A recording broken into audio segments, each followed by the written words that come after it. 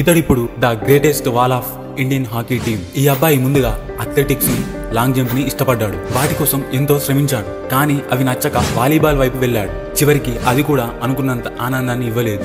ఇక తనకి 12 ఏళ్ల వయసులో అతడి స్కూల్ పీఈటీ సార్ సూచన మేరకు హాకీలో జాయిన్ అయ్యాడు. అలా కొన్నాళ్ల శిక్షణ తర్వాత హాకీలో గోల్ కీపింగ్ ఎంతగానో నచ్చింది. అతడే మోస్ట్ సీనియర్ ప్లేయర్ మన శ్రీజేష్ దాదాపు భారత్ తరపున 300 మ్యాచ్లు ఆడాడు. అతని ఇంట్లో ఎన్నో పతకాలు, అలానే పద్మశ్రీ అవార్డులున్నాయి.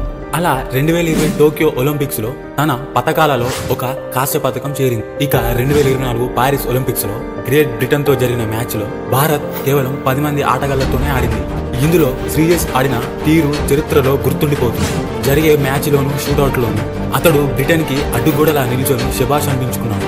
అతడు 11 సమర్థవంతమైన షాట్లను అడ్డుకోవడం వల్ల భారత్ సెమీస్ కి చేరింది. శ్రీజేష్ ని అందుకే అందరూ the great wall of India అని అంటున్నారు.